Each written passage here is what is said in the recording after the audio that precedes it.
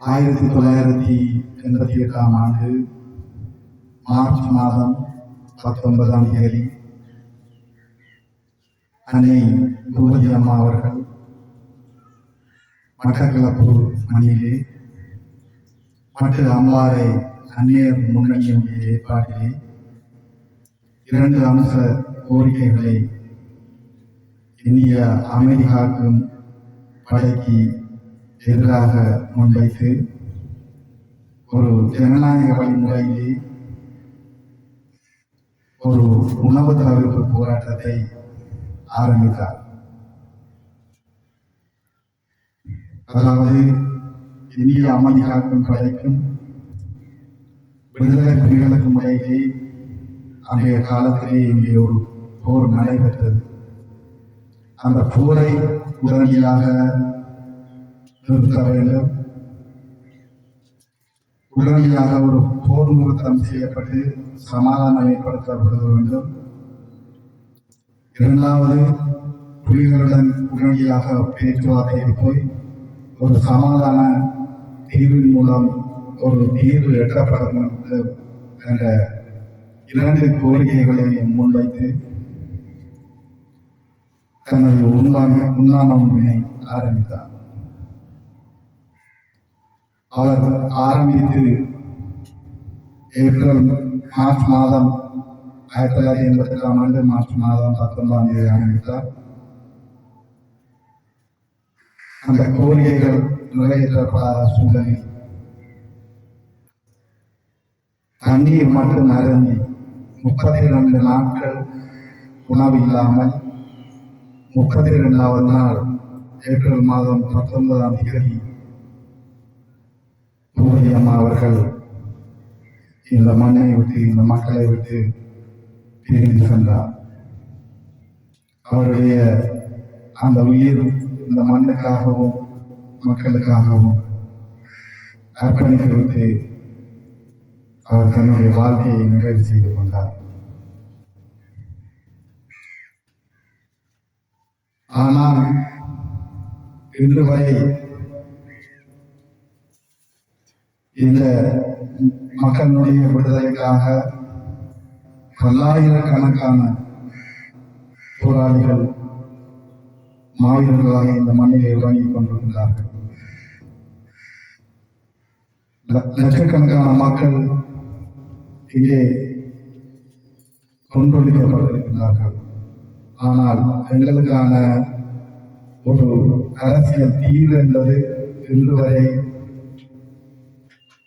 நாங்கள் எட்டப்பட முடியாத அளவுக்கு நாங்கள் தள்ளப்பட்டிருக்கின்றோம்.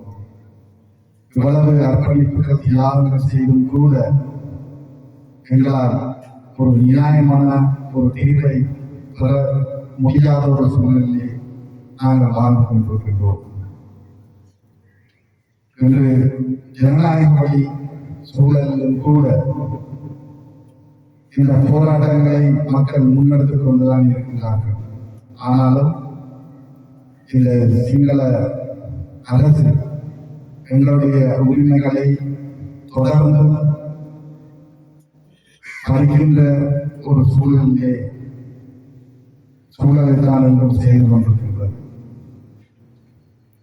என்றும் எங்களுடைய மண் ஆக்கிரமிக்கப்பட்டுக் கொண்டிருக்கின்றது. எங்களுடைய மக்களுடைய காணிகள் என்றும் விடுவிக்கப்படாமல் பல ஏக்கர் காணிகள் என்றும் இராணுவத்தால் ஆக்கிரமிக்கப்பட்டு இருக்கின்றது. நாளுக்கு நாள் இந்த ஆக்கிரமிப்புகள் தொடர்ந்த வண்ணம் இருக்கின்றது. ஆகவே நாங்கள் இன்று ஒரு அரசியல் அநாதைகளாக கொண்டிருக்கின்றோம். அரசியலிலே இன்று பல கட்சிகளாக பிரிந்து ஒரு ஒற்றுமை இல்லாமல் மக்களுக்காக ஒன்றுபடாமல் நாங்கள் இன்னும் பின்னோக்கியே எங்களுடைய அரசியல் பலம் என்பது தள்ளப்பட்டுக் கொண்டிருக்கின்றது. ஆகவே இத்தனை தியாகங்களுக்கு மத்தியிலும் நாங்கள் இன்னும் ஒன்றுபடாமல் இருப்பது என்பது மிக வேதனைக்குரிய. ஆகவே இந்த அன்னை பூவதி அம்மாவுடைய இந்த நினைவு நாளிலே நாங்கள் ஒரு சபதம் எடுக்க வேண்டும். நாங்கள் எல்லோரும் மக்களினுடைய விடுதலைக்காக ஒன்றுபட்டு செயல்பட வேண்டிய காலத்துக்குள்ளே நாங்கள் வந்திருக்கின்றோம். நிச்சயமாக இந்த மக்களுடைய விடுதலைக்காக நாங்கள் ஒன்றுபட வேண்டும். அதுதான் அன்னை பூவதி அம்மா அவர்களுக்கு செய்கின்ற ஒரு பெரும் கடனாக இருக்கும். அதைத்தான் அவர்கள் எதிர்பார்ப்பார்கள்.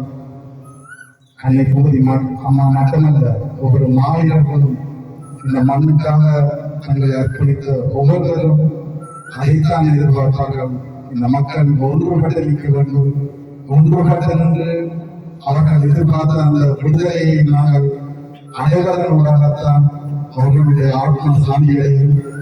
ஆகவே இந்த சூழலிலே, இந்த நாளிலே நாங்கள் எல்லோரும் ஒன்றுபட்டு நமது தேச விடுதலையை வென்றெடுக்க வேண்டும் என கேட்டு எனது நினைவுரையை நிறைவு செய்கின்றேன். நன்றி, வணக்கம்.